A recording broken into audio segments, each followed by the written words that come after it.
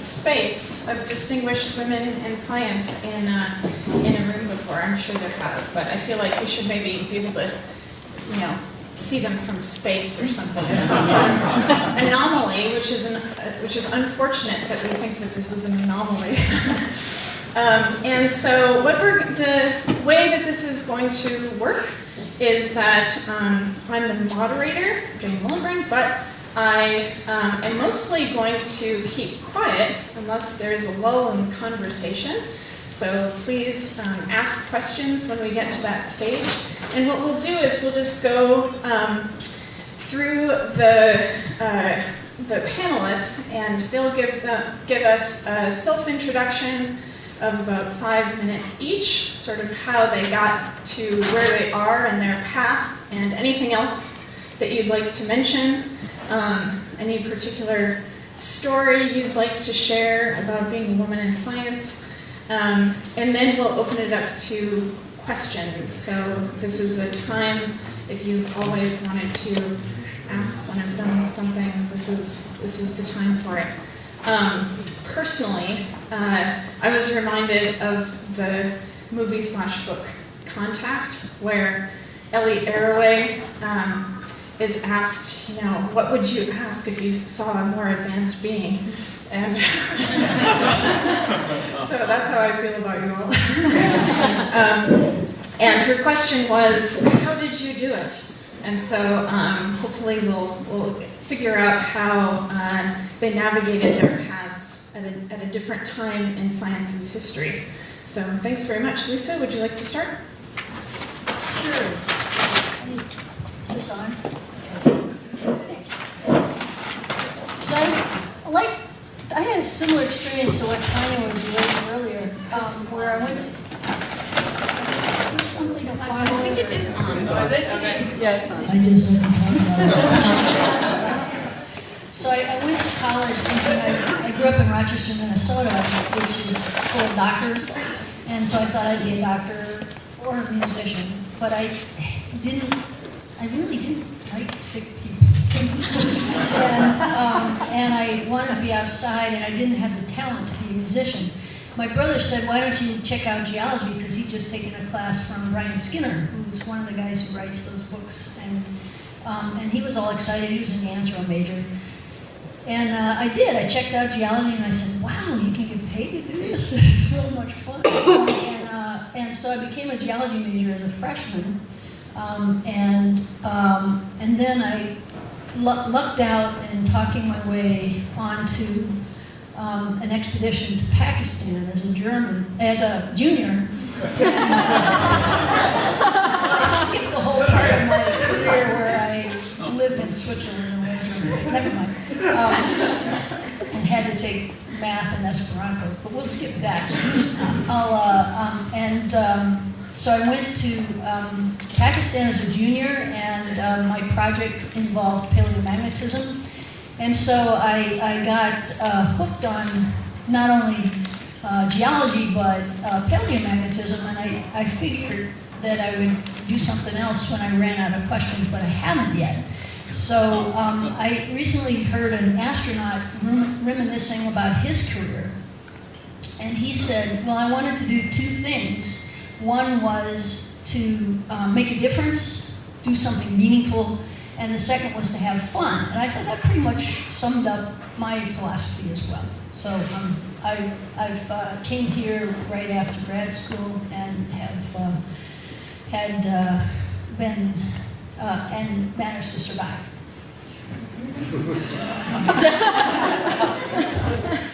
Still here.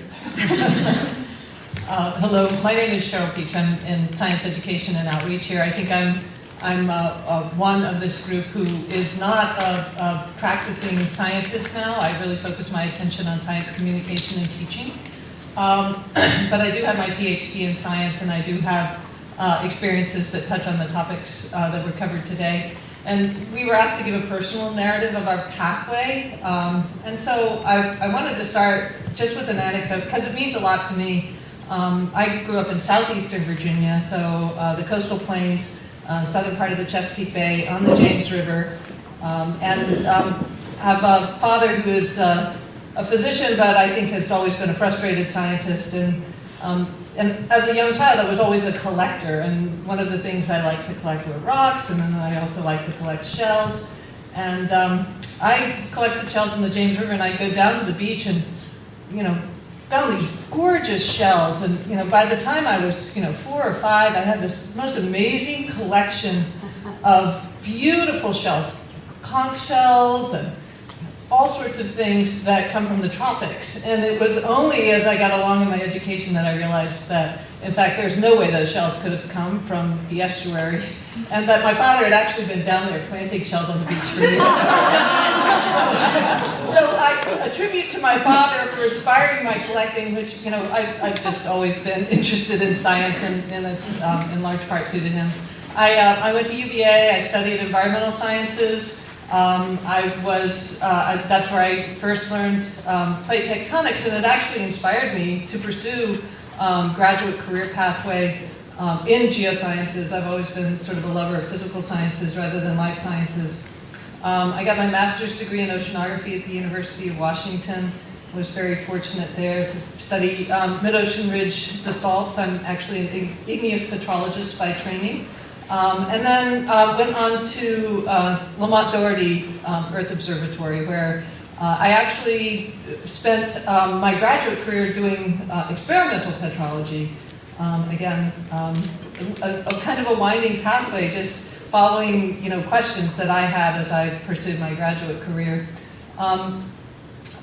I always knew in graduate school that I wanted to teach. I really did know that that was my passion, and that I wasn't really cut out to be someone who would stay in the laboratory and do experiments and publish papers. And so I took every opportunity that I could to gain teaching experience. And then shortly after I graduated, I had the opportunity to put that into practice in the most wonderful way.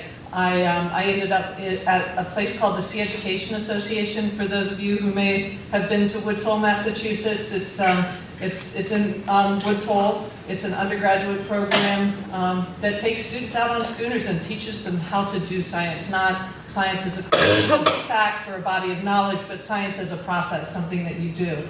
And so it was a wonderful experience taking students out to sea and supervising their research projects across the discipline. So I like to think that a breadth of knowledge about the oceans and the earth from that experience, because I learned by doing too. After that, my husband and I came here to Scripps. I was looking for my spot here, my niche, and I ended up working in science education and outreach, including with the Birch Aquarium at Scripps, and with a wonderful community of researchers, students, postdocs, staff here at Scripps who are dedicated and passionate about getting the word about Scripps science out to the public. And I feel very passionate about that now, and I feel very grateful to be here, and I feel also very honored to be at this table with these amazing, really phenomenal women.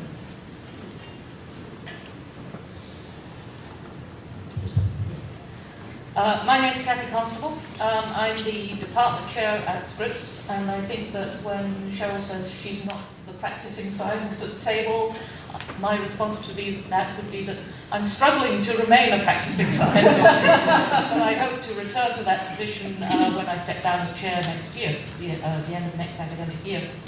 So how did I get to where I am? I started out my life just north of where John Slater is from, in St Andrews in Scotland. That's where I was born and went to elementary school. My father was an academic. He taught modern languages. He was a Germanist. And when I was 11 years old, we moved to Western Australia, where he took up a position. And I would say that even though I didn't realize it at the time, that was the point at which I was set on the trajectory of actually becoming a scientist. My family are relentless humanists. They are all classicists and modern linguists, and when they move into the practical side, they move to law and accounting. So in that sense, I'm a bit of an outlier, and I would attribute that to the fact that I'm the youngest member of my family, and I grew up in the Australian education system, which is a very pragmatic place. And the most common question is, what are you going to do with that degree? So I didn't actually know that I wanted to be a scientist, really. I started out in college thinking that I would do modern languages as a major. I got to the end about midway through the first quarter and thought, maybe I'm not in the right place. Then I kind of flapped around a bit. I transferred to a math degree. I thought I might do chemistry. I thought I might return to biology, which I'd been told not to do in high school because all real biologists do physics and chemistry first. And eventually I ended up in a physics major.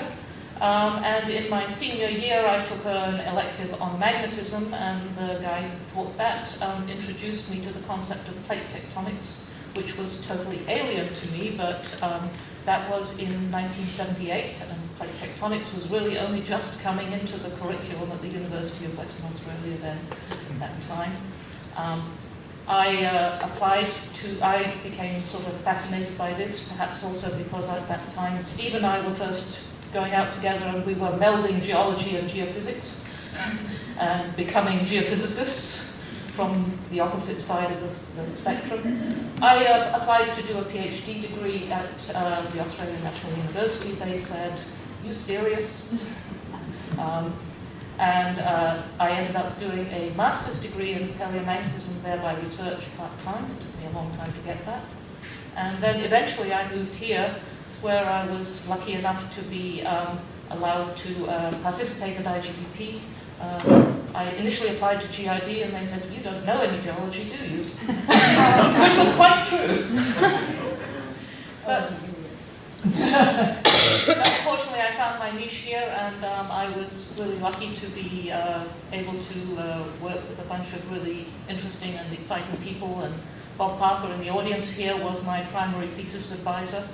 And when I graduated, I tried to leave, but somehow it never worked out because Steve and I wanted jobs in the same place, and eventually we realized that for a while that had to be on soft money here at Scripps, and eventually I transitioned to the faculty and he did later on. And I've had a great time here working with, actually kind of at the interface between GRD and IGPP in the geological sciences, working with my colleague Lisa Tauxe here, who's done a lot of paleomagnetism, with people in IGPP who've done a lot of theoretical geophysics and modeling kinds of things. And so my work has involved working in magnetism mostly, and in development of data algorithms, inverse theory, and applications of statistics in geophysics. And when I figure out what I want to do when I'm grown up, I'll let you know.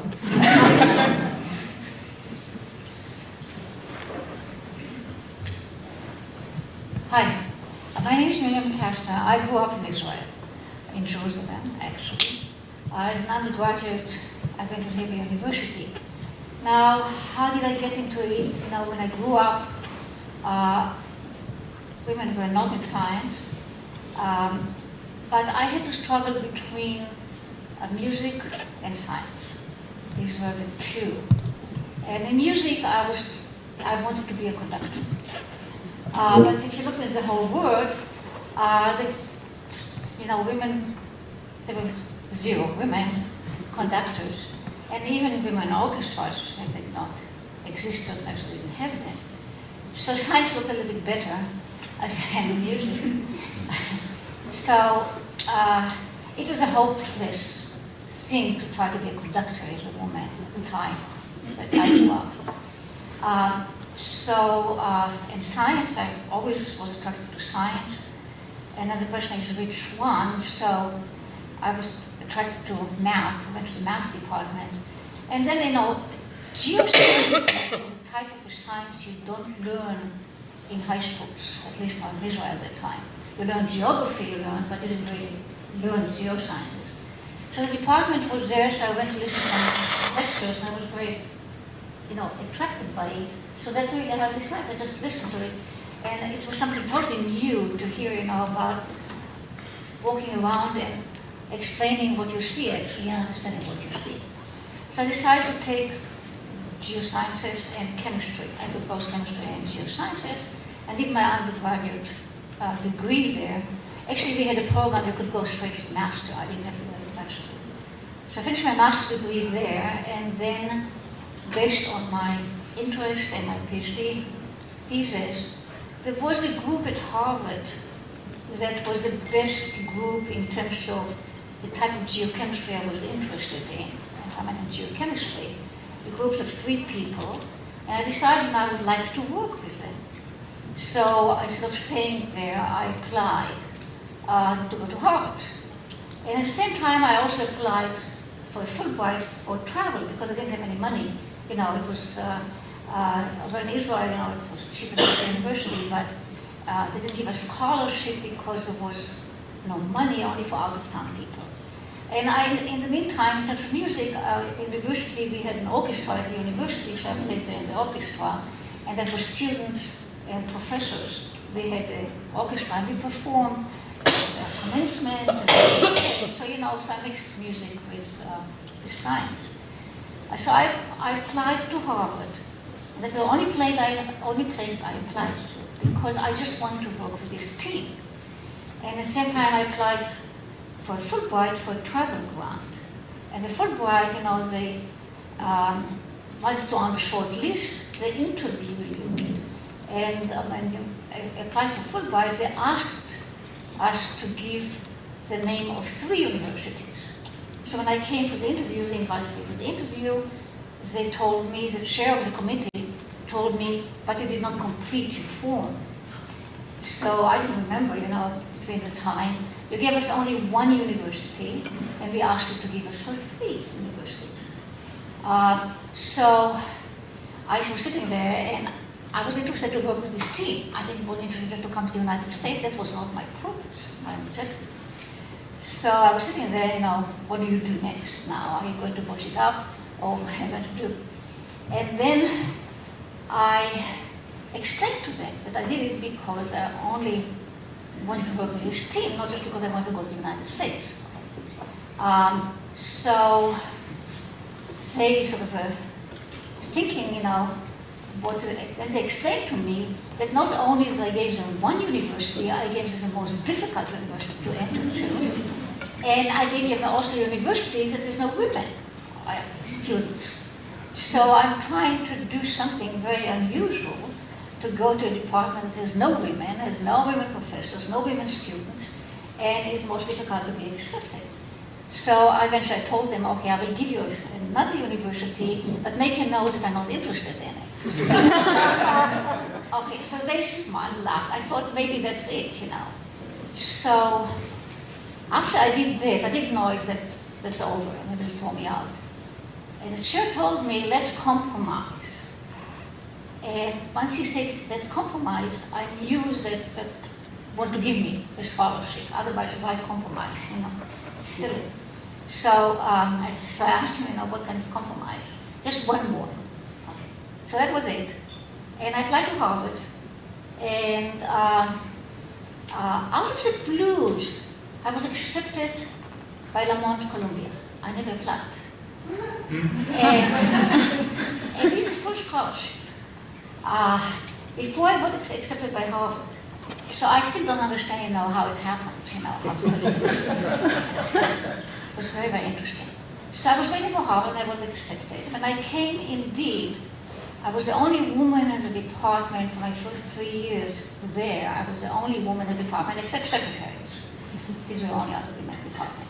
No faculty, nothing else. So it was interesting, you know. My committee was very enlightened. I didn't have any problems with my committee whatsoever. There were some odd faculty members at Harvard, like everywhere else. And you just don't pay attention to them, you know. And that was it, you know. It didn't depend on them. So once in a while, I heard some comments. When women are coming to Harvard, they're taking the place of the future leaders of the country, that are men, and that's why we don't want women. And you're not going to get a good job anyway. That you hear these kind of comments, but you know, you just don't pay attention to them. And you do your work, and everything worked out very, very well. Before I finished, I was told that you may not get the jobs that you deserve. But you should realize these times were very different, you know. Every faculty at the top university knew each other. People came for sabbatical, for just lectures from Caltech, from Berkeley, from all over the place. They came to Harvard and vice versa. So I knew the faculty, part of the faculty here. I knew part of the faculty at Caltech, so people knew each other much more because they spent some time. It was a smaller group. So they told me, you may not get the job. I told them, it's okay, I can go back to Israel.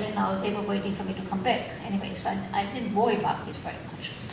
So eventually, tell you the truth, I never applied for a job.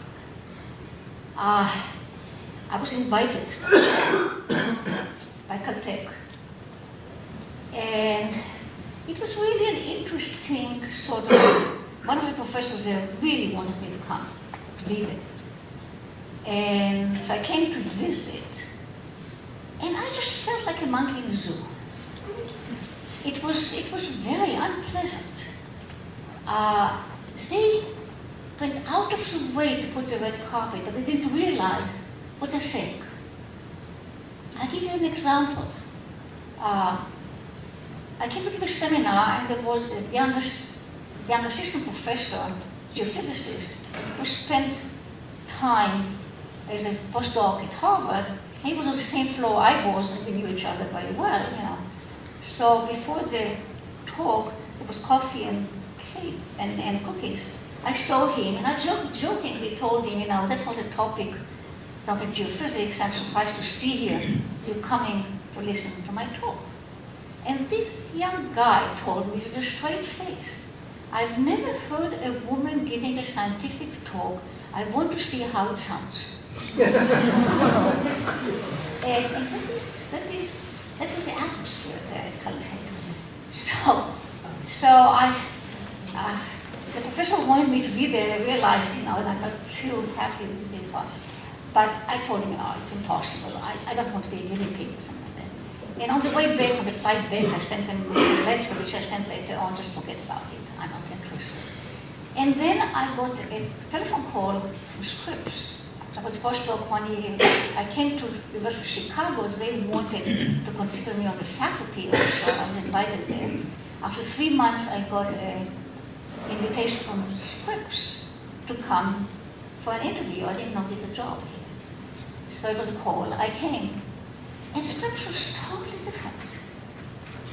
It was a different world. Somehow, maybe it's the ocean, maybe it does something to people. I think it was a very different atmosphere, different.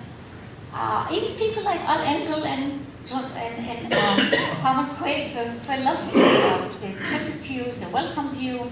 It was really a pleasant welcome when I came to Scripps. So that's how I'm here, actually.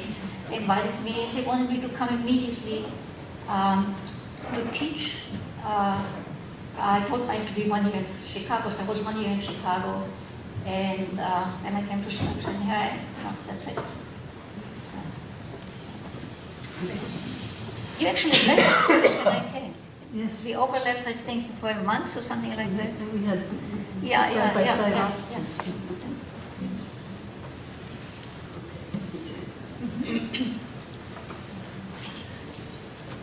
Well, I've already yapped a lot about my experiences here, but there are a few things I want to say. One was my parents. And if you have a child, think about this. My dad just viewed every child as a bundle of potential. That it's the job of the adults to bring it out. And he didn't care what we did, we just should live up to our potential. And all the kids in the neighborhood stayed at our house because they felt so good about themselves when they were with my parents. And my mom was a botanist, so that wasn't alien to be in the field and be a scientist. But I always loved art, so I thought I would be an artist. And I took lots of art courses in the weekends. And then when I was in high school, Sputnik went up. So you guys who are in my generation, you can remember that. We just couldn't believe it, that humans could put something in outer space. It was just so astonishing. And we just thought if science could do that, it could do anything, wars, famines. You could solve anything. And I've heard this from a number of people in my generation. They just switched to science because it was so obviously powerful. Because of Sputnik, that little, if you ever go and see a replica of it, it's just a little ball with a little whisper sticking out. You know? Let's see.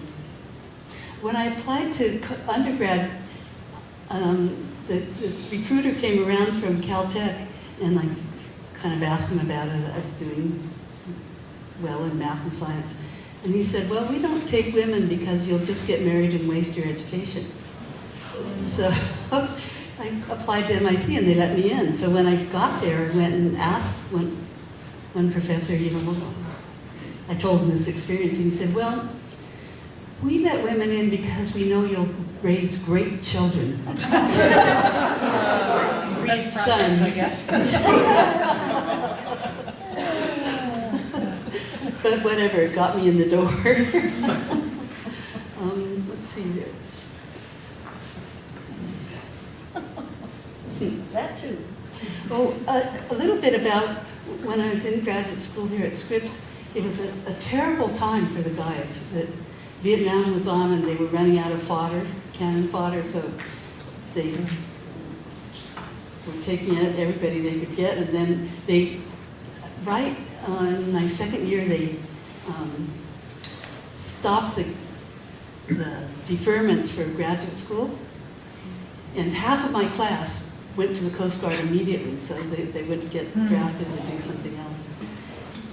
And then the others who stayed, they did a huge study of how to get out of it, like how to fail the hearing test. One guy, they called him in every week to see if he'd slip up and not fail it. Or another was, this guy just starved himself, so he was just skin and bones. He was too thin for them to let him in. It was just a couple of conscientious objectors that worked and worked to find out exactly what they would accept as a conscientious objector. What I'm trying to say is that all the guys were in jail, really. If they weren't in jail, they were still. It was extremely distracting and terrifying. And we women, we were free as birds. Alan Cox once asked me if I felt guilty because I wasn't in the draft. My response was, guilty? I'm just lucky. I didn't make up those rules. It was a very hard time. So it was funny, our class had just a few people in it, two women, my roommate and I, and these few guys who were really distracted. It was an odd time.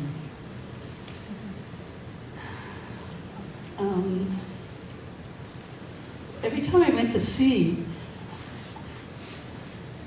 I heard about this much later, but they would always have this big organizational meeting that I never went on because I wasn't big enough, mucky enough.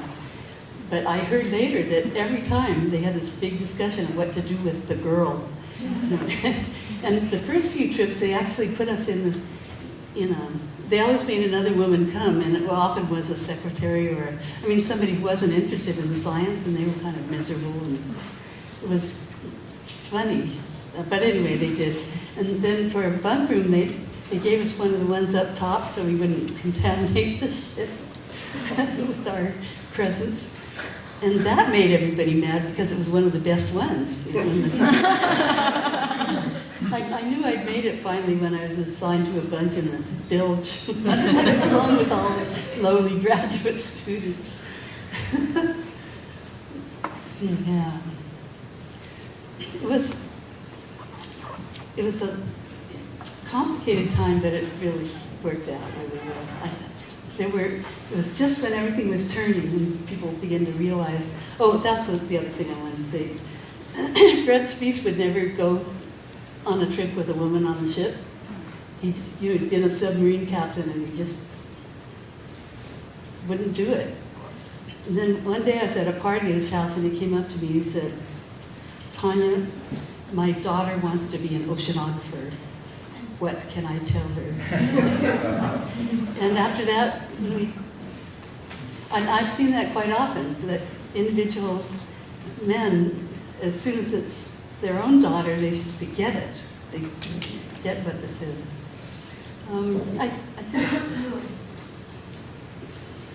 I guess that's all I want to say. If you want to hear the details of this stuff, it's written in the Naomi Rescue's book, all the details of being at Scripps and what led up to it. So I think I'll stop there. Thank you so much. Donna? I'm Donna Blackman. So I introduced myself a couple days ago. But yeah, the question, how do you get here? Or what am I doing here? How did I, or does it stop making sense when you need it? I also, as a couple have mentioned, but academia, science, that just wasn't even on my radar. It just wasn't there. School was something you did because you had to do it. I did pretty well at it, but it wasn't something that really was defining who I was. Like you, my parents they didn't put expectations on me, so we were pretty free to do what we wanted to do. I did grow up with 4 sisters that were very close in age to me, no brothers. Maybe that's part of my story, I didn't learn those cues that women were supposed to learn from men and behave accordingly. I don't know.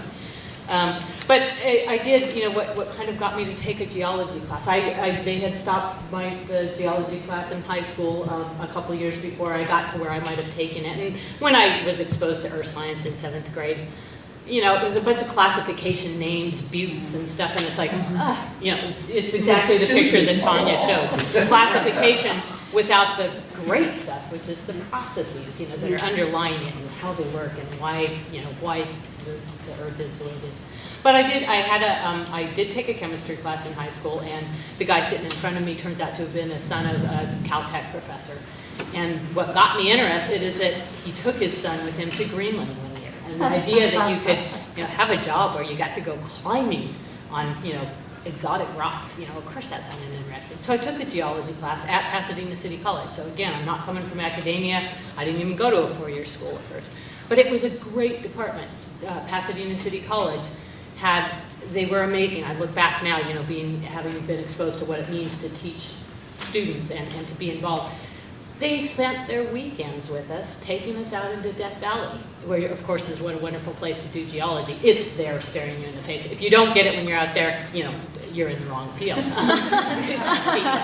If I'd grown up in New England, I would not have been a geologist, I'm pretty certain, because you have to look too hard, and what you do get to see is just too limited. You don't get to see that structural picture and the sense of the evolution. So that's, I went through City College, so it wasn't the C education, but I did do semester at C. You could walk down the hallways in City College, and I was beginning to think, where am I going to transfer to? And I picked up a postcard from Chapman College, and it was this program semester at C, where you went and spent basically 100 days at sea. You got a semester's worth of, humanities. Basically, it all qualified. It was an accredited school, and you just went around the world. And we stopped in ports for a few days every time. I did take my first marine geology class on that ship using Shepard's book. There's Big North. It was Webb of Webb and Norris who taught the course. Up on the top part of the ship, and I can still remember him having to leave lecture one day because it was moving a little bit too much, and it wasn't very comfortable for him to be lecturing to us. But that got me out onto the ocean, and it made me realize I really did love being on the ocean. It was spectacular to just be away from having grown up in the LA basin, just the sort of structure that's around you all the time. And of course, I'd gotten out to the desert. I knew what open space was like, but it's not the same. We're out in the middle of the ocean for days on end. It's unique. I don't have to explain it to a lot of you here.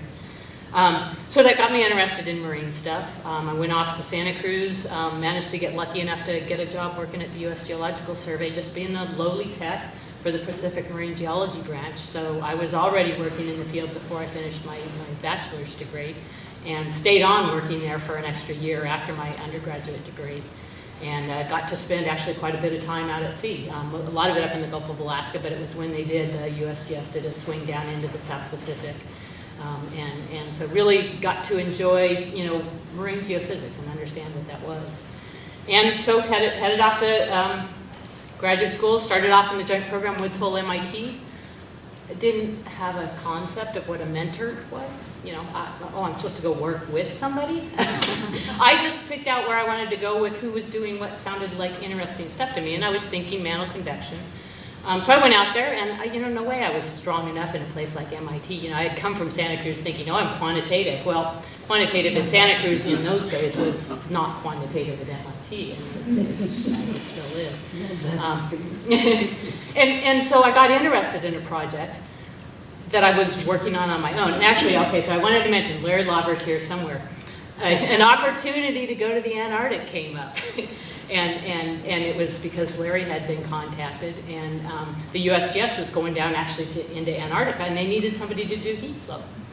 And Larry wisely didn't want to go to sea for 5 weeks or whatever it was going to be. For conflict. Parmentier, what's the text name? I forget that went with me. But anyway, I ended up going. The idea of turning down a trip to Antarctica, who would, why would I do that? And so I took part of my second term at MIT off to go on this ship. It was with people I knew, and the thought was that there would be a general project. We had to do 2 projects in the joint program to qualify to go on and do your thesis. So this was going to be one of my projects. Well, it's hard to do heat flow in the Antarctic. It turns out that the probe doesn't go in half the time. You can't hold station very well. We got 2 data points, I think. I decided heat flow wasn't for me, even though, that probably wasn't representative. But I got interested in oceanic spreading centers and wasn't strong enough to carry that project on my own. So wisely, eventually Woods Hole MIT didn't pass me on my exams on to go on. But I was already working in something I wanted to work in. I transferred over to Brown. And so that was the perfect combination. You get the observational side from Woods Hole and the high-level colleagues. It was the first time I'd had women peers. I mean, I through up until then, even at Santa Cruz, there weren't other women doing quantitative stuff, and I was wanting to go towards geophysics, and there just weren't women doing that. So the first time in my life, it's like women I actually was a peer with, and that was pretty special. There was a large group of us at a time. Only some of us made it through that program. That was probably part of our story, is we were trying to get the system was trying to get us. But anyway, went through Brown, great experience at Brown, and then finished up and was looking for a postdoc, trying to, wanted to stay in the field. Ended up with this kind of odd postdoc that was half doing administration for the Ridge program and half a research. Turned out to be a really good mix. Worked with John Delaney, got to stay in the field of mid-ocean ridges, got to know the community both from the program side of view and also from my research side of view. And so it's certainly part of my story that I got interested in large collaborative science and what programs can do, as well as what individual researchers do, and the pros and cons of that. It's not all pluses and it's not all minuses. There's things that come with a big program and there's things that don't. There was one more little story here. Got to Scripps. Came down, actually it was with the Ridge program, we were editing a book that came out of one of our theoretical institutes, and Jason was one of the co-editors. So it was on a visit down here, and I've been wanting to get to Scripps. I wanted to work with Jason. And Jason said, why don't you call John Orcutt, see if the Green Foundation or something, if there's an opening there. Well, there wasn't an opening there, but I did come down to work with John and Jason on some grants. And so, it's been a wonderful place to be based, certainly. It's been a great environment in a lot of ways. Mainly I used it as a base. I was often collaborating outside of Scripps. But it's been a good, solid place to be, and a lot of interesting colleagues, no doubt. But coming back to, I then, after working just straight research, doing the usual thing, trying to get support, I took a year and went over to the UK. I hadn't gotten a job here. I hadn't gotten a researcher position. So I was trying to go from postdoc to research. I was also applying for jobs outside, and I got a job at Leeds on the faculty. And the guy I was with at the time, we got 2 jobs at one place. You don't pass that up, So we went on over. It was a little bit early for us in our relationship, but we thought, there's a good enough chance, let's do this, and when an opportunity, it would be stupid not to. So it was an interesting year in the UK in the long run. My first, when I was over there, I got my first proposal funded. So it was in the UK that was the first time I got a proposal funded. And it was a seagoing proposal. Joe Cannon and I got funded to go to the Mid-Atlantic Ridge 30 North. And I was interested in looking at stresses that ridge transform ridge boundaries, how they evolved, and why those systems, where did you see the non-orthogonal stresses, where didn't you, and what might that mean for the evolution of the system over time. That was the cruise where we recognized that it was detachment faulting and core complex formation that was the explanation for inside corner highs, which had been known for a while, but the mechanism of how they were developing was still being unraveled. And so it was simple seafloor mapping. The fact that you used the knowledge of a swath acoustic system, and you didn't map in line with structures or perpendicular, you went at an angle so that you got the best insonification. That's why we were able to recognize the corrugations on the core. It was only because one of our pieces of equipment failed that we even went to that particular part of the ridge transform intersection. If our equipment had been working fine, we would have stayed south of the transform, and we would never even seen that. And people had been working in that area for a while, and so that difference in mapping is what it was. So, I'm mentioning this because of the serendipity, and this certainly affected my career. The fact that we got to, recognize, and people were coming towards us, so it wasn't like it was a brand new thought, but that we were able to kind of clinch, bring a few things together. There's serendipity involved, and it ends up shaping your career. We were back a few years later. We wanted to go look at this site in a little bit more detail, and we found a hydrothermal vent field that was off the spreading axis. It wasn't a black smoke sear system. It was lower temperature. It was methane and serpentinization related hydrothermal fields. And again, serendipity. We knew there was a little chance of finding something like that, but that wasn't the main reason we were going there, and yet we stumbled upon this. And certainly for Des Kelly, who that was right in her field, she was able to run with it and make a whole new part of her career because of that. So I don't want to say too much more. There was one other little story because Kara's here, and the things, as I continue, I came back and actually became a program chair for the Ridge 2000 program. And again, it was part of what I was working in and part carrying on my research. But I was just finishing up. I had just gotten off back-to-back, Kara had mentioned, back-to-back expeditions on the drilling. It's the first time I'd ever been on the drill ship, but they let me go back-to-back. Made me. I went, I did it. It was life for a while, and life was very limited. But then right after I got back from that, within a few months, I became Ridge Chair. So this is, I don't know that I recommend doing this. But it was very exciting, and it was a chance for me to kind of be involved in a lot of things. But this sort of transition from going from being a main researcher to representing a program and trying to integrate multidisciplinary facets and trying to pull out of groups of people that are at workshops like this, that are talking about science, trying to kind of catch what people are saying and say, wait, where's the connection points? And trying to facilitate discussions that bring some of these things that get people to follow up on it. Sometimes me, sometimes others. It was very interesting, and it continues to be an experience. But a little story of that, after you finish a drilling program, it's common to go back and report to the Science Planning Committee what the results were, how things went. And so I was doing this, and the meeting happened to be in Japan. So, it was going to be a 2-day Japan trip anyway. Well, I got delayed, so I ended up just going to Japan for 1 day.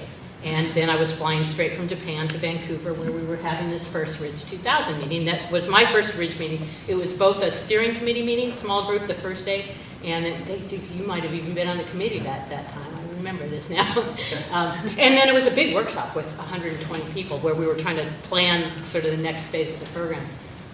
So it was great going out to Japan. We had failed to reach the Moho, and so it was a little bit nerve-wracking to try and put across to this group the way I really felt that it was a very positive and worthwhile expedition, and yet we didn't get what they sent us there to get, the Moho. And so I came back from that and that excitement, and of course I'm totally jet-lagged.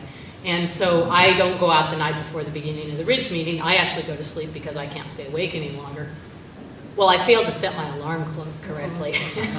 and I wake up to the phone in my hotel room. And it's a voice I don't quite recognize. It's a little bit of a southern twang to it. Well, it turns out it's Chuck Fisher. It's about 5, maybe 10 minutes at the most before the steering committee's about to start that I'm running. And, okay, I'm up. I'm gonna go do this meeting. But it was, coming back to this, what it's like to be involved in a program where you're working with a bunch of people and you're trying to help people make scientific progress. And going to that SBC meeting that Kerr, you were actually chairing that one, it was an amazing example to see how that can be done really well and to try and learn from that. Because Kerr, if you haven't seen him run a meeting, he's a master. Amongst some politically challenging things, as well as all the scientifically and logistically challenging. So anyway, I think that was the last thing I was going to say, other than thank you to Kitty Hawk, who, I don't think she's here, but she was the one that got that great cup of real coffee that got me to the meeting on time, and at least if I was really stumbling, I didn't know it. You guys were too polite to say. Thanks, Donna. Gabi? I'm Gabi Laske, seismologist. I don't think I have that many stories. I'm one of 4 kids, 2 boys and 2 girls, of 2 German World War II refugees, and I'm a first-generation college graduate, in fact, first-generation grammar school graduate, and I was lucky enough that my parents always let me do what I wanted to do, regardless of if it was boy stuff or girl stuff. So I could do more or less, they trusted me that I made the right decisions in my life. Growing up as a kid, I grew up essentially with 2 TV series. One was Star Trek, and one was Daktari. So Daktari, maybe not that many people know about this, but that was also only, just like Star Trek, only very few seasons about, I say, an animal doctor in an African jungle trying to rescue animals and treat them. And so that was when I was in grade school and watching both and living through Star Trek. My 6-year-older cousin always was Kirk, and my little sister was always Bones, and she was very unhappy about this, and I was always Spock, and I was very happy with that. So forever now. Yeah, exactly. And so, growing up with Star Trek and with Daktari, it was kind of clear to me I wanted to be either a scientist or an animal doctor saving animals. And I was lucky enough that not only my parents, but then my grade school teacher, Fräulein Sommer, she supported me in my plans, and also my grade school teachers. And then I came to grammar school, and my favorite math teacher looked just like Spock. So there you go. And so, of course, then math was my favorite subject. And actually, to the point, I was not a very compliant pupil all the time. And it so happened I grew up at a time where sometimes the teachers in our subjects, they were not really experts in their fields. And so sometimes our English teacher taught us math, which was excruciating because I had to explain sometimes how things are really done. Sorry about that, I'm not really that arrogant usually. But then later on in high school, so I was getting good in math, and physics was also cool. And then in late middle school, early high school, we had this really cool earth sciences or geography teacher who was also really struggling because she was not really an earth scientist. She was some PE teacher or something, and it so happened that somebody got sick and she had to do earth sciences. And then she stood in front of the class and she struggled to explain a Coriolis effect. And I helped her, and so that was my calling, and that I was interested in the earth, and math and physics was cool stuff to do, and so I kind of decided to go into geophysics. It was pretty clear that I wasn't really made for biology because I would have to remember all those names. I'm very bad with remembering names. Formula are just falling into place. Geology wasn't really my thing either. I collected rocks, but I didn't know what they were, and remembering what they were and all the names wasn't really my thing either, not even to mention all those geologic periods and all these things that are foreign names to me still. Okay, then I went on to college, first generation college graduate, and I was at the University of Karlsruhe. which was a very cool place to do geophysics, one of the few places, but it actually turns out they were a really famous place to do active source seismics on land. So refraction seismics in particular, but then later on also reflection seismics.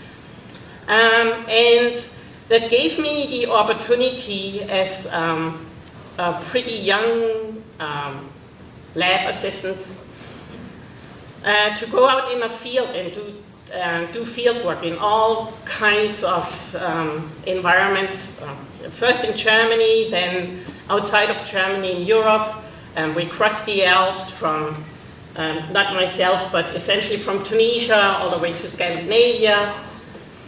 And then actually getting back to Daktari, my biggest adventure was actually going in the mid-80s. There was this really big experiment, the CRISP experiment, that combined active and passive seismics in Kenya, in a Kenya rift. So we wanted to explore, or all these scientists, they wanted to explore how the Kenya rift system really works and what the seismic structure is.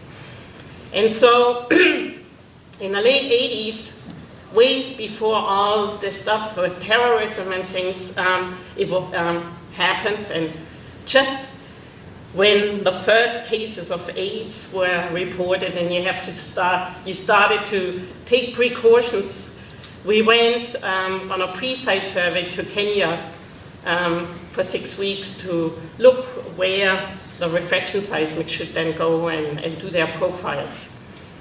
And that was, without doubt, the most amazing trip that I ever did in my life. And it was also, unfortunately, the last field work that I ever did on land, because I got really sick, and the team that I went with didn't really know how to deal with somebody in a field who got sick. And so we wanted to go on safari because it was our only day off, and so they actually did go off on safari, and they left me in the tent alone, and I lost everything through my mouth and other openings in my body, and I didn't really know where up and down was, but there I was alone in my tent, and the elephants came, and from animal shows, I knew that elephants are very compassionate animals, and they gather. When somebody is about to die, they gather around the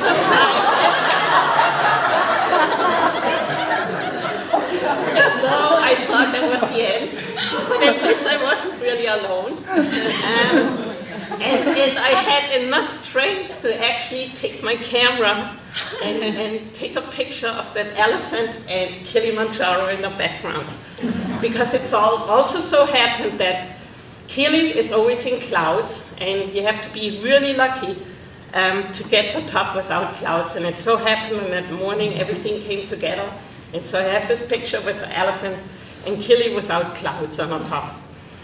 Okay, so that was Kenya. So there was another field trip supposed to happen. I worked with for somebody so refraction seismics. And the next adventure was supposed to happen in Jordan. And my boss at the time unfortunately decided that I wouldn't come along. And so in response to that, I changed fields and looked for a new lab assistant job who dealt with the totally different spectrum, seismic frequency spectrum, which was free oscillations. And that opened the door to a totally different field in seismology. And so my master's thesis, or diploma thesis, was then in free oscillations. And then later on, I continued with free oscillations and surface waves. That was so what's the relevance of this? The relevance of this was then that at that time when I did my diploma thesis and then also the master's thesis, there was this insanely famous Mecca-like place here in La Jolla where famous people, Guy Masters and Freeman Gilbert, did free oscillations. And so then the question came, okay, so then I do my PhD, and what do I do then? And I was insanely fortunate that Guy had 6 months of postdoc money, so that I could do a postdoc here at the mecca of long period seismology. So that's how I came here. And 6 months of postdoc got me over 24 years of developing my career here at Scripps. So I'm still here. So we found a little more money. The point was, you don't realize these things until later in your career. So I started my postdoc here, and of course, then it always says you have to diversify. So I diversified in 2 aspects, in 2 regions. One of them was so what we do here is seismic tomography, mainly of the mantle. And the problem is we do that with long periods, and a problem then also is if we want to look in the mantle and all these long periods, they are sensitive to things that go on in the whole Earth. So not only in a mantle, but also in a crust. The problem is the crust is something that we are not very good at imaging with the long period waves. And so we always have to have a very good model of the crust, and then we subtract the predictions to be able then to look in the mantle. So then the question was, where do we get a good crustal model globally of the entire crustal structure? And fortunately, that brought me back to my connections in Karlsruhe, because we had a lot of expertise in refraction seismics on land, and also collaborations with arguably the most famous crustal seismologist here in the US, Walter Mooney at the USGS. And Gabi, so I think we should probably move on to the next sort of stage, which is question answer. Do you have a final thing that you wanted to say to wrap up? I'm sorry, it's not you, it's everybody. This is how long I'm going to take. Okay, so my second leg of diversity then was that I joined forces with Jason Phipps Morgan. And Jason always was interested in how the Hawaiian plume works, or if there is a plume. So you have to image it first. And so that got me back into field work. Of course, now we are talking sea-going field work. And so I thanks Jason Phipps Morgan that I actually became a sea-going scientist. Thank you so much. Thanks everyone for your stories. And now the second phase of this is to open it up to questions from the audience. Do you have any burning questions? Otherwise, I have a whole list of them personally. But yes, Sarah. I just wanted to thank you guys, because as a young female scientist, I never ever questioned whether or not I could be in this field, and I know that has a lot to do with you guys pioneering it.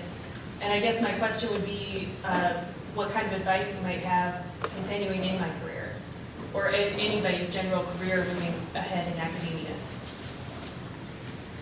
Do something meaningful and have fun.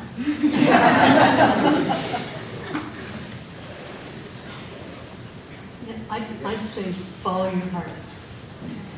And that's really, that description of Lynn Sykes dropping everything when he saw a really good problem.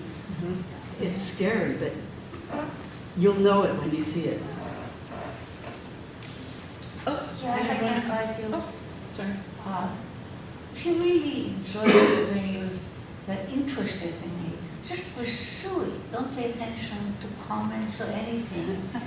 Just concentrate and pursue it, and you will succeed. That's maybe. Yeah. Yes, question about the Hi. time. Thank you all so much for these stories. There's been so much work in trying to figure out why women don't stay in STEM, when they enter, why they don't make it to the end. And listening very carefully to each of the 7 of you, one thing that shone through was this sense of independence and at the same time a little bit of a, I'll use the word naive, but an innocence or a quiet or a self-confident way of just saying, this is what I'm doing and I'm going to keep going through. And my question is, have you ever hit a moment when you couldn't, as Miriam put it so well, just ignore these strange people, but rather you needed to confront it? Or have you been able to find your path in non-confrontational ways, but being really good scientists and just letting that keep you going forward? Did you have a choice point where you just had to make a choice to confront?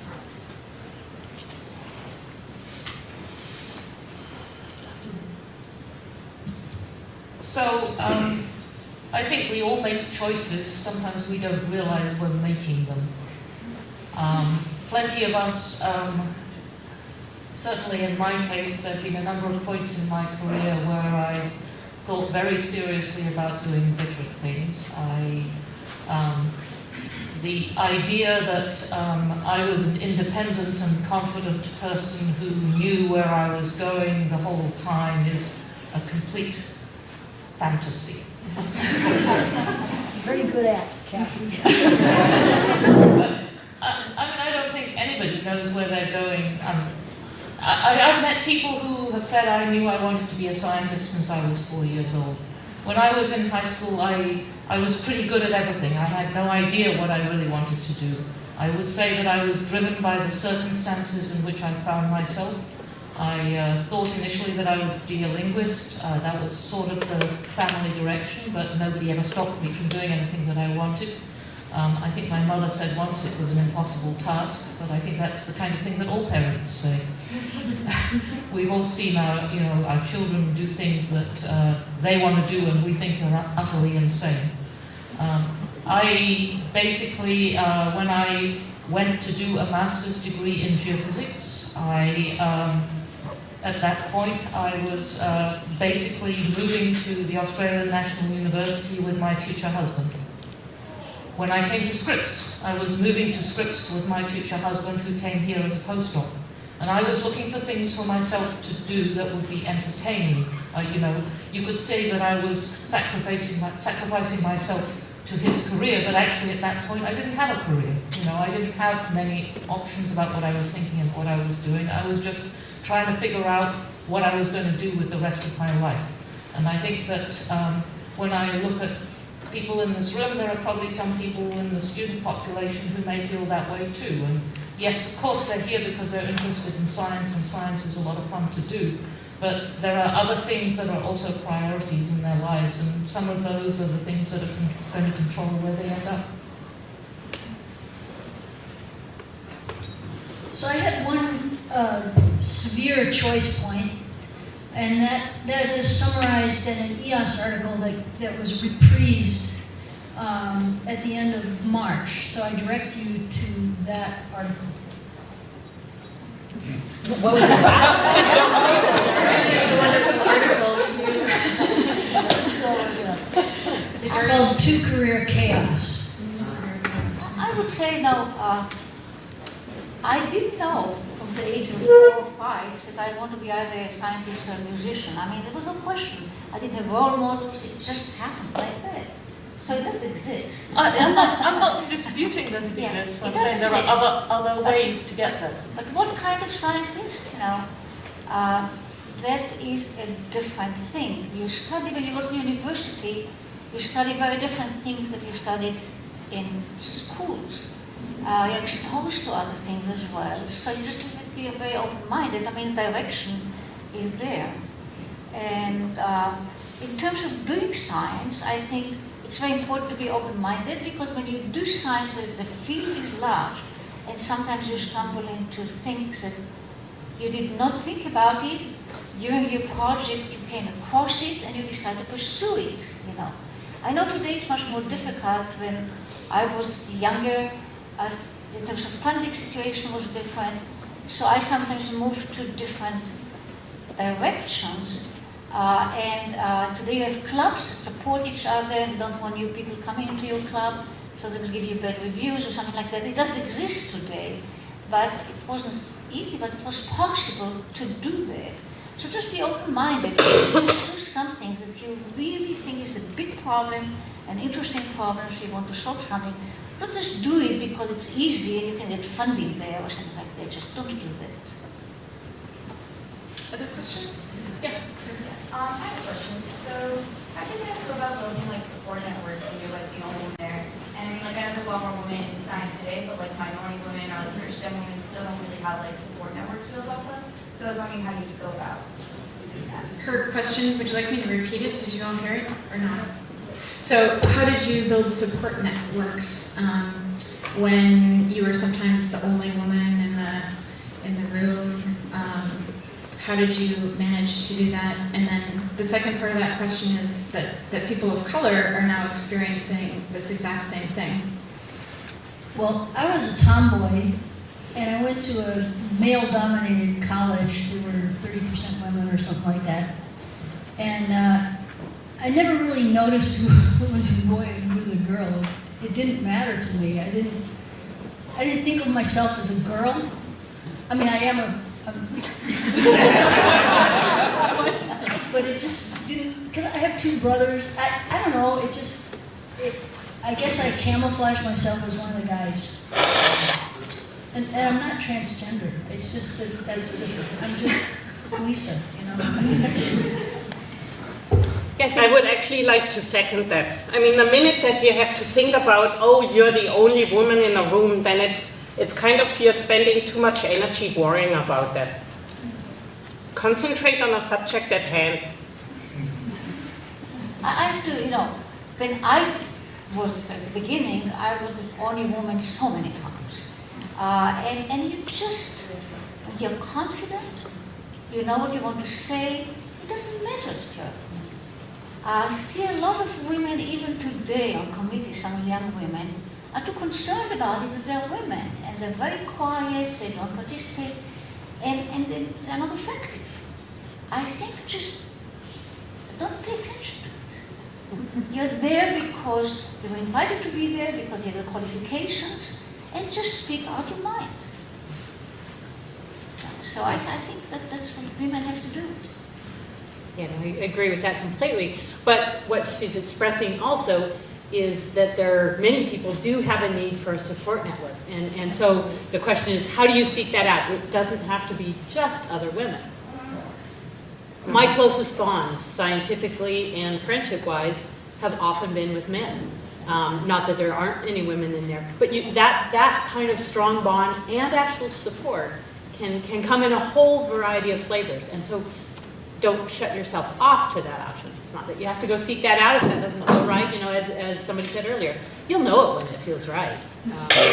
And you know it when it doesn't, and so you have to keep trying.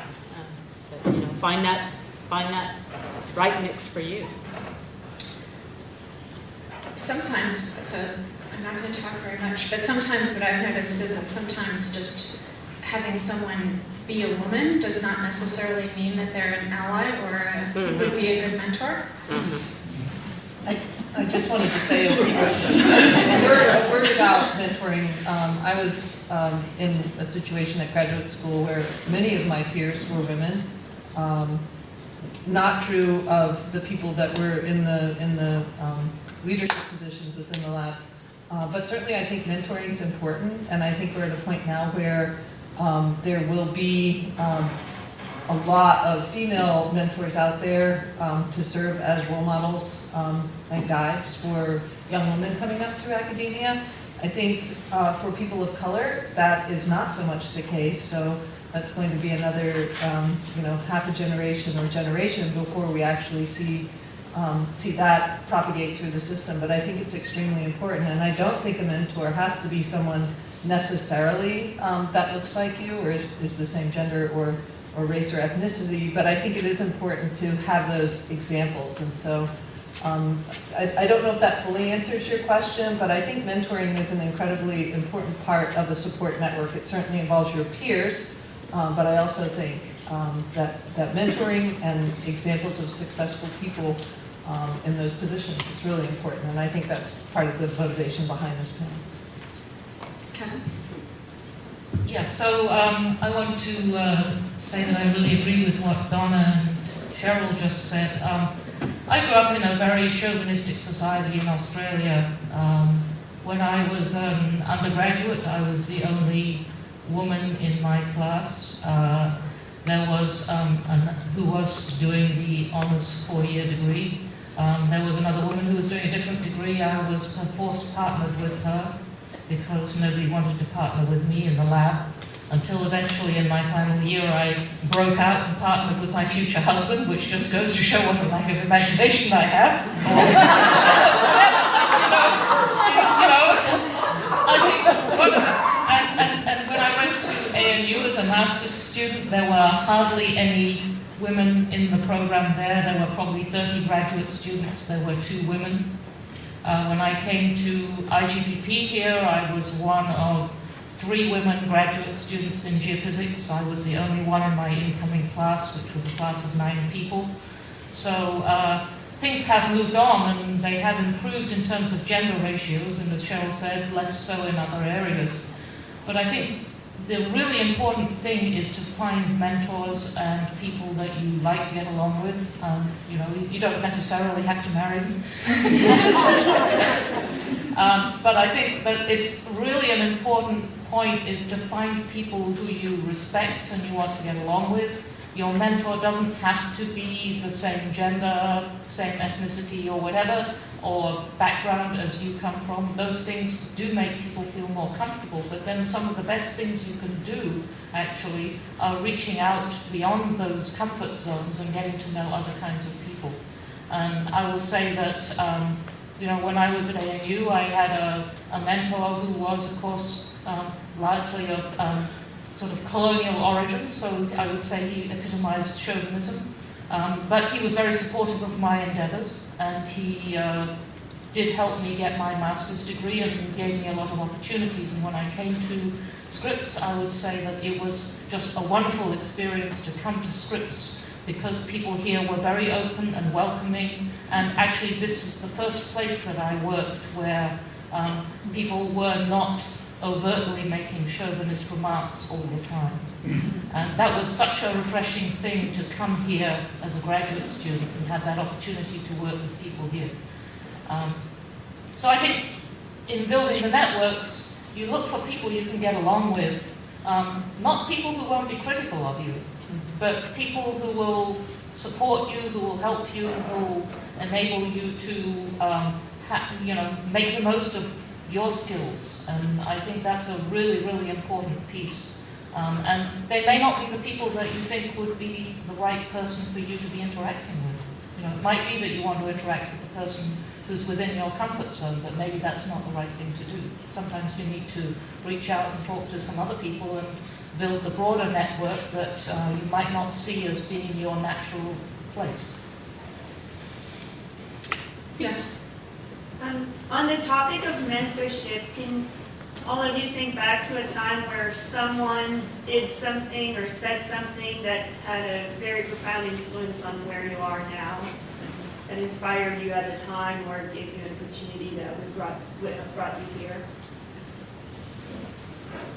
My junior high algebra teacher told me to stick with art. I was no good at math. I did too. How dare she? But Good thing you ignored her.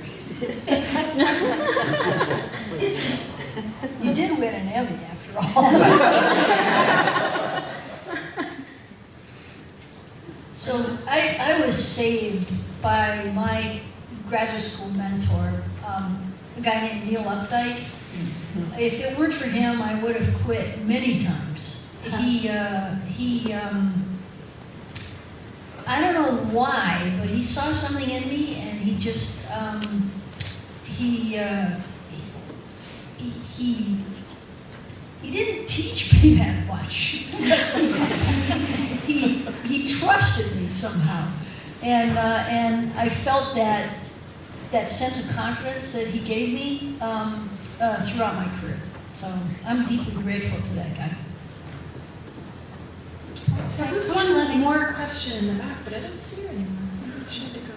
Oh, no, yeah, no. So one of the overarching themes, or not overarching, but one of the themes that have come up during discussion during these 2 days are people looking back on the early work of plate tectonics and looking at how their career diverged from their graduate school work or their postdoc work. And for Dan Carrig, he diverged when he could no longer get ship time, and for Bruce Lindeck, it came when he couldn't bring the tank with him. And so for those of you where your career paths have diverged from your initial work, was it because of circumstance? Was it because of failure? Or do you have any insights on changing? Well, I stopped going to sea when I had kids. Because there were 2-month expeditions and I just didn't want to. And I love field work on land. I like boots.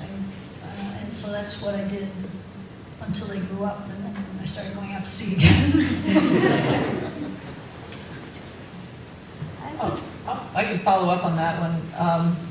Just anecdotally, Sea Education Association required me to go to sea for 6 weeks at a time, 2 times a year, and so that is challenging once you have a child. But I did manage to take my now 21-year-old out to sea twice, once when he was 2 and once when he was 3. Actually, I took him out 3 times because I went out pregnant. I don't recommend that to anyone. Not the smartest, but not the most. First trimester, but at any rate, definitely, again, impacted by the sea time thing and children, and I think that's true not just of women, but also of men.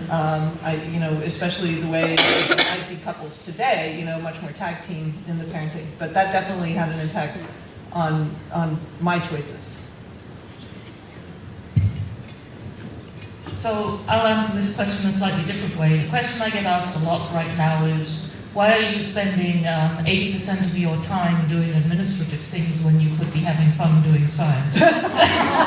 Which is, of course, a loaded question in that mostly it comes from people who wouldn't dream of doing administrative things. And I'll say, so you might ask, why did I get into this business? And I'll say that it's one of those sort of serendipity things where at some point I was looking around and thinking, who's going to do this task, and what will happen with the institution at large if nobody does it? And that brings in a kind of element of service to the community that is also actually, I think, a really important part of doing science, that none of us would be here where we are if it weren't for the fact that there are a bunch of people out there who went out and advocated to the federal government or to the community at large, or said what we're doing is important and useful. And at some point, probably anybody who stays in any system at all and is successful at it will end up taking on some element of responsibility for the future of where the science is going. Tanya, I grew up in Israel as a master. It is a democratic country, but we worked on marine walks, but they were exposed on land. It was land geology, and underwent all kinds of things. And it was interesting to me when you looked at a piece of rock and you tried to reconstruct what happened to this rock. The evidence was not always there. You had all kinds of theories, but at that time we didn't understand processes, like recent processes in the ocean. So many times we misinterpreted things because we just didn't know how these things form. There was not knowledge, there was very little knowledge. Oceanography was a very young field at that stage, a very young field.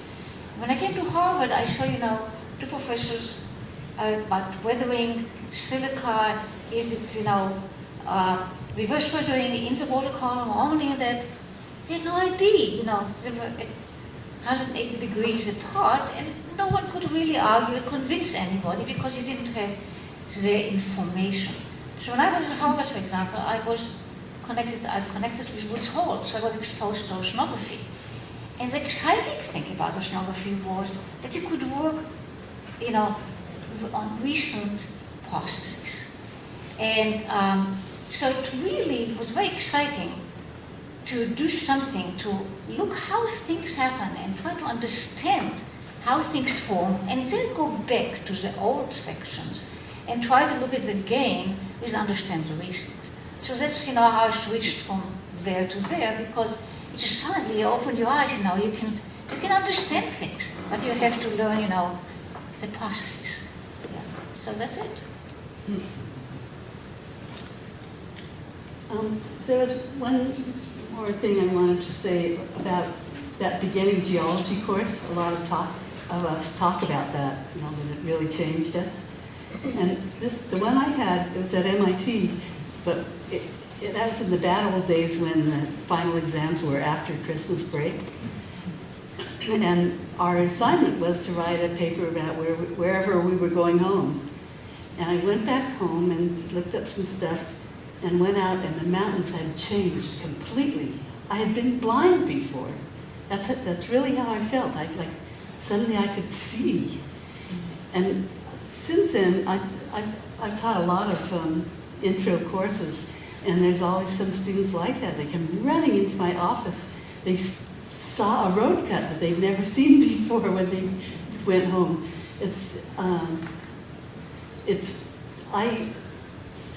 I suggest that you don't avoid teaching, and including to grown-ups. I do a lot of teaching to 50 and 60-year-olds, and they're just so excited when it suddenly makes sense. And they just see things that they never could see before. So do it. Yes, thank you. Oh, sorry. May I say something about the previous question? You said, Lisa said that you sometimes almost quit. If I want to say something about it. I had a lot of students, about half of them women, half of them men. And I would say that the problems of quitting or not quitting came up more frequently with women students than with men students. James Donna was here. And some of them didn't have this problem, and some of them did have once in a while this problem. I think it's very important when you get to this stage to consult with people as being mentoring, as you say, and being directed in the right way, because it's not necessary to do it. Don't just eat yourself up and be with yourself and try to solve the problem. Just go and discuss it with people that can guide you. And indeed, 100% of the women that work with me are in the workforce. None of them left the workforce. And there is a problem of women getting PhDs and quitting. There are these problems. But I would say we can achieve a situation that you work enough with people, and women shouldn't be shy to sometimes, hesitate about certain things, because you don't really have to quit. The fact that people were accepted here at Scripps, for example, that means that you're good, that you're very good, that you're capable. So why quit? So just talk with the right people and get the guidance and get going and succeed. You all have the capability of succeeding. Thanks for the pep talk, Miriam. I feel better. Yes, Jennifer. We're in a special situation today because we have a lot of people sitting in the audience that have been involved in science for a long time and have served as mentors. And then we're also lucky because we have women that, and we've all defined you to be very successful, and I think that's true. So you're in a position where you don't have as many uncertainties as you did when you were young. So, Really? that's why I said as men. No more. So Open up for more. I'm going to ask you, what question would you ask this group of mentors that led us through plate tectonics? what question do you wish you had asked them when you were younger and just starting out in science? Like, how does this work or how does that work? What kind of question would you ask?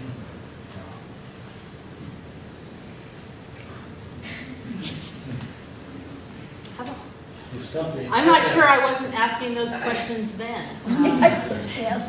You know, okay, as you guys have already realized, those of you that didn't know me before, you know, I wasn't afraid to ask then, and I'm sure I said some dumb things. But, you know, then again, I didn't totally fail in the field yet. But I don't know, it's, you know, the kinds of questions that I wanted to ask were the kinds of things that came up a couple times today that are as yet unanswerable. You know, it's the kind of science philosophy things that might head you a new direction, but at a given instant in science being underway, we don't know. Because that's, you know, that for me, that sort of, the PhD, the philosophy, that, you know, that's kind of where I came from, because that was a background. I wasn't trained in science until rather late in my young adulthood. And so it's been the philosophy things that keep me. But that's not a helpful answer, so hopefully somebody has a helpful answer. I didn't know anybody but my mother who worked and had children. And so there was a while when I really didn't know if I had to have children. I love kids. And I just didn't know if that I had to choose. And if I would have found more women who were doing it and just heard all the different ways they managed. And I guess that's a question I would have asked. I did ask, actually I asked George Thompson that once, and he said, "Don't you dare quit."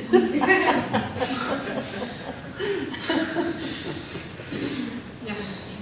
It didn't help me figure it out, but. Some time ago, we were having a conversation with our friend Cathy, who's up at the University of Edinburgh, and she was relaying how she'd just recently been asked to serve on what was some committee, probably an onerous committee, and she asked whether she was the token geophysicist or the token woman. So I wonder if there's any thoughts or comments on the token woman syndrome.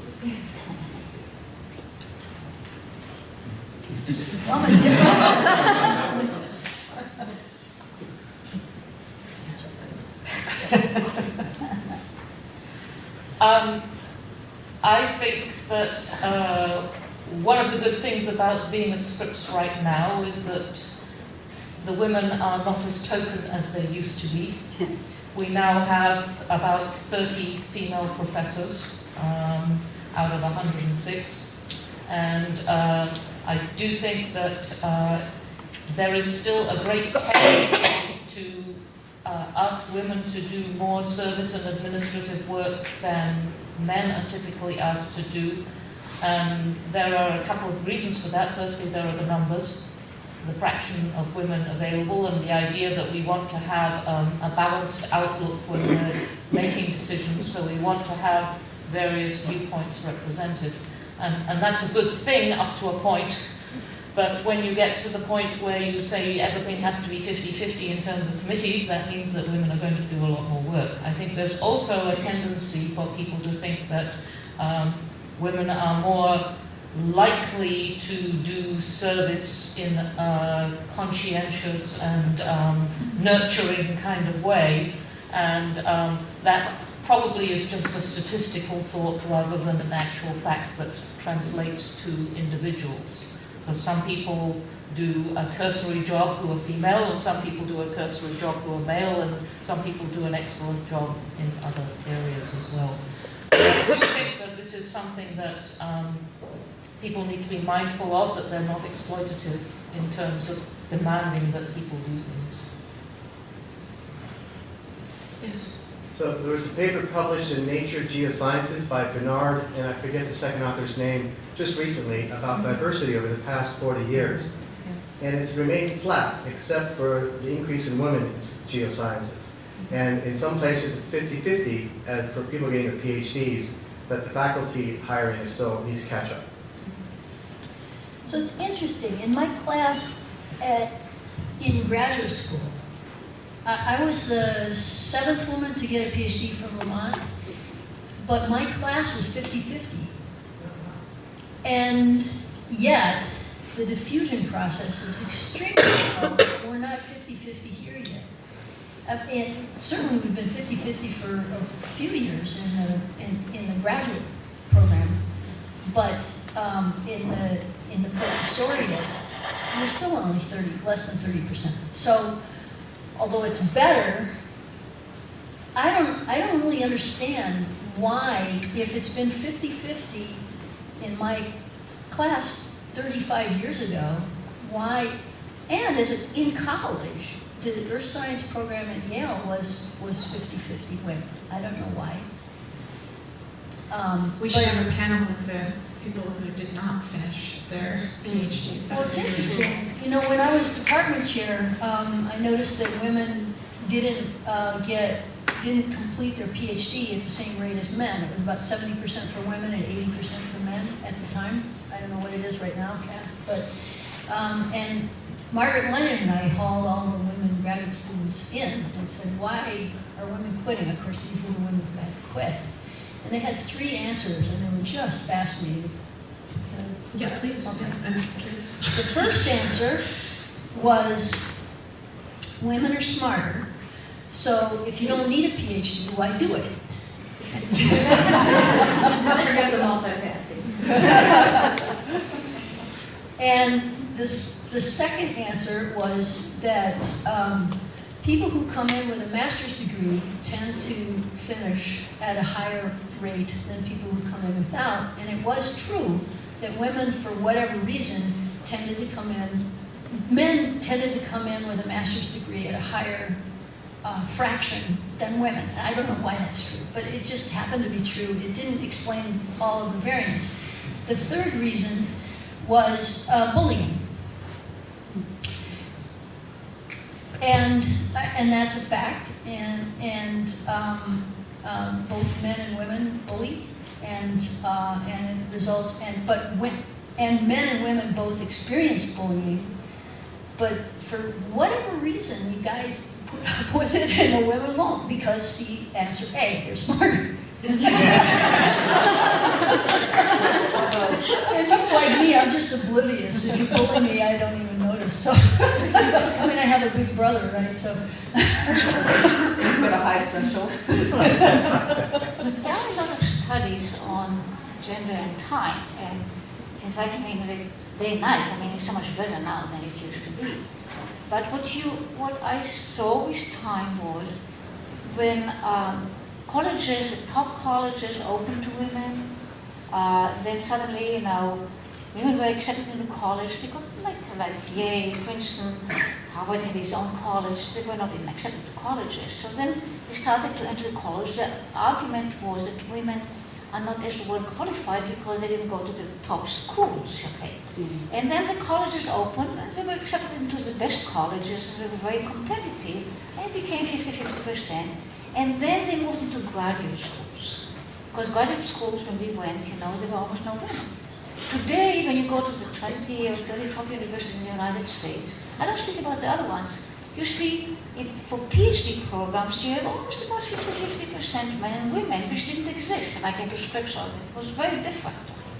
So you could see the movement of the women, higher and higher up.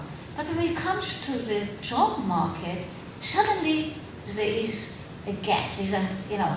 There is a change. There is no more 50-50. It's not. There's enough time now that they could become 50, at least as assistant professors, and they still are not. So then there are studies like the NSF and some PhDs, and depending on what journal you're reading, turns out that even if we take ourselves and other places, you have places that have 50% or 40-60% graduating PhD. When you have a job offer, the application in most cases is not 50-50. There's a much lower percentage of women that apply in many cases. I mean, you probably see this in cases. And now, at least, I spoke with Caltech people, I spoke with Harvard people, they don't get the number of people that graduated there. They don't apply. They fall, and NSF had done some studies as well. So there is a gap there. The women fall out of the market after a postdoc. And the question is why? One of the explanations is it has to do with families. It is too much work. Men are not yet as helpful to women at home as husbands as they should be. And women are not demanding it from them. So they say it's just a matter of competing, having family and competing. It's too difficult and they fall out of the market. It's a real problem. Yeah, women are also sexually harassed at a much higher rate than men. Also, people of color sexually harassed at a higher rate. Yes, you had a question.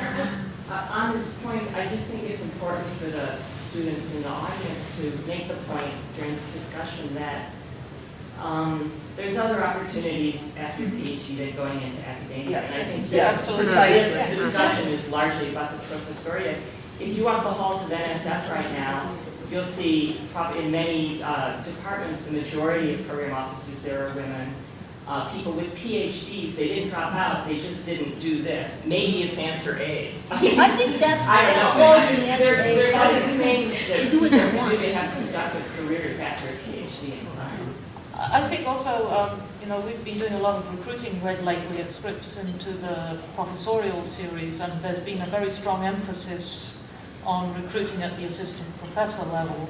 And one of the things that's truly encouraging in the gender ratios, but not in the underrepresented minority area, is that we have hired a lot of junior women at Scripps in the past few years. We went from, I think the number was from 19 to 31.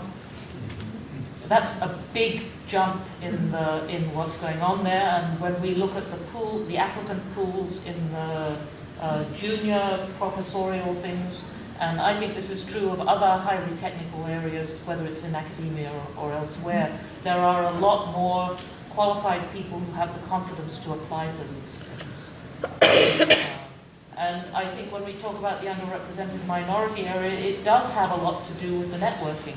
It has to do with the fact that people aren't thinking about moving into this particular area because they don't feel particularly comfortable about the mentoring situation or the environment in which they're going to go into, and they would rather do something else. And if you're somebody who isn't hell-bent on doing earth sciences and you are a minority person, you might look around and say, well, do I belong there? And that would be, that could be have a very off-putting answer if you're just looking at the surface of what's going on. And this is an area where we need to, we're trying to invest a lot more effort. Cheryl, quickly, and then we'll go to... Yeah, just quickly for the young women in the room, I did read a study recently that men apparently are willing to apply for jobs for which they don't have the full range of qualifications that are listed, whereas women will look at that, and if they don't meet the full range of qualifications, will hesitate or not apply. And so I just urge you to realize that there's a lot to be said for learning on the job, whether it's in academia, but particularly as you go look outside of academia positions. So, yeah, that's very cool. I was really curious about something, especially for those that were giving talks and attending conferences, presenting your research at late 60s, early 70s, when it's obviously a very male-dominated society and often chauvinistic and misogynistic. And when you were presenting really good research that to a group that was largely men, do you ever have a situation of feedback afterwards of like some sort of positivity, or maybe that you've changed men's minds that, wow, maybe we thought, well, women can't do this, but they attended one of y'all's talks, and next thing you know, they realize I've been so wrong about this. I'm just curious if that's been a phenomenon. Well, they never said it to me. Out loud. It would be refreshing. You're all welcome if she changed her mind to come up and tell me something. Yes. And then Jessica. I'm sorry, Jessica. It is harder for women. In doing part of John Orchard's PhD thesis was a long refraction line where we're going to be shooting explosives for more than 30 hours. So you can't have, if you got one marine technician, it's unsafe to work that long. So I wrote a letter to the associate director for Marine operations, requesting sending Marcia McNutt to explosive school. And this I remember her encountered, telling that this story. encountered Yes. some resistance, not from the technical staff. And she did ultimately go to school and went on board ship and bit her apart. But She credits that explosives training as being a reason she was never sexually harassed.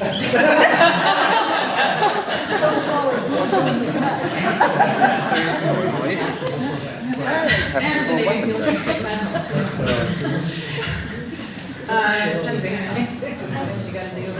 I just wanted to take a minute while we have leaders in the field in the room to perhaps ask if we need to change how we measure our success in terms of diversity, because just from a scientific hypothesis framework, if what Cheryl said is true and women don't apply as much to positions as men do because they apply to positions they're only qualified for versus men maybe a little bit more lenient on where they apply, we could have 50-50 and yet the applicant pool would be male dominated just because of the sheer number of applications that they put in.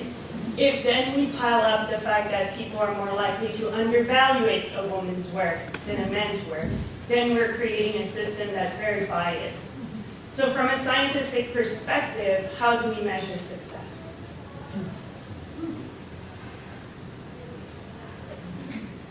Good question. Yeah, that is a very good question. A well-functioning faculty that includes a lot of women. One mechanism by which it does get measured in this morning, I was running a class talking about peer review. In essence, the way in which people get recruited into highly technical jobs, especially university positions, is through a form of peer review, through a choice of representatives from the institution who evaluate the applications. I would say there's a lot of monitoring now of how all that goes on, looking to see whether we do have pools of applicants that are representative of the availability pool. It's of course very, very difficult in many situations where you're talking about highly qualified people to determine who is going to be successful by any measure that you might raise. If you think about hiring professors, if we hire them as assistants, they have what's known as academic freedom, which is the license to go out and fail at whatever they do, even if they'll be successful at whatever they do. They can go and redefine a field. And we heard some of that this week about people who said, well, okay, I think I'll take this opportunity and go over there. I think we have perhaps some idea that we measure success through creativity, through publication processes, through the ability of people to tell people what it is that they've done that was important. And I would say one of the most important things that we have to do in training future scientists is to get them out there telling people what they are doing, because if they don't tell people what they're doing, then nobody can ever know that they've done it. And if we don't know what you've done, then it's a lost cause. That's about people's inability to represent themselves, and some of that has to do with building self-confidence and speaking skills, and increasingly that's part of the training that we're doing now. Another question? Yes. So I have a question about academic culture in general. So I've noticed between me and my peers that sometimes you may really like the subject that you are studying, but the culture, like the human culture around you, isn't something that you're comfortable with, or it's something that you didn't really anticipate, and now you don't really know. It's not even like a sense of belonging necessarily, more so the sense of you have to reprioritize. And so there are moments when you have to decide, is it worth staying here because I love this subject and compromising my everyday human experience, or vice versa? So my question, I guess, is have you guys been through this, and how exactly did you handle it, and is there a systematic way of figuring out exactly what your priorities are, and every time that you feel like you've kind of forgotten, how do you remind yourself of the fact that you made a decision and feel good about the decision that you made because you made it for a reason. And sometimes you just have like a lapse in judgment and you don't remember. Well, that's a great question. And I can tell you the real reason why I didn't become a doctor was I couldn't stand the other pre-meds. I just didn't like them. And the geology majors were just sweet. They were lovely people. And I think it is important to work with people that you like. Or learn to like the people that you work with. Yeah, I mean, I had a little bit of that experience when coming from, even though I did a geophysics path at Santa Cruz, so I was beginning to do geophysics. But I hadn't yet encountered the type of geophysics, in transferring over to MIT. And there, very few of the graduate students were earth science majors. Most of them were physics or math majors. And so to me, and I'm going to use words, but they were words that were appropriate at the time, but it just seemed so nerdy, a bunch of eggheads. And they knew nothing about the earth. And so it was definitely a switch for me to be there. But again, these are the kinds of, what I'm going to say next isn't necessarily helpful. For me, I was sucked in. I was already kind of hooked by the subject. I had the earth science background, and I was able to do enough of the math and physics to make it through. And eventually, I think what I found over the years is just having a few people that are the people you can connect with on whatever basis, whether it's in your science or whether it's just on the personal level. And I probably tend to be somebody who's, my work is not all of me. I have another life. And so just keeping track of your work doesn't have to be everything you're about. For some people, that's actually, it's perfect, but not for everybody. And so then, find those deep connections that you're not getting in the field that you think you really want to pursue. You can find them elsewhere, and that works too. Okay, do we have one final question? Anyone with the last burning question? No burning question. I know, it's beer next, so I guess okay, well, I want to thank all of the panelists. Oh, you have a question? I'm sorry, okay. I was actually instructed to ask Tanya about something called a hen house.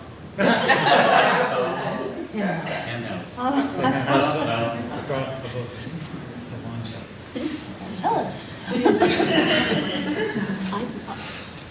For a number of years, we had an apartment above the liquor store in the Hoya Shores. It was a real dunky old place, but had lots of rooms. I slept on the porch. And we kind of were revolving through there. It was very fun. And it was called the hen house? I never called it that, but I just get this image of it. Maybe today we should call it the chicken house. All right, well, let's give a round of applause to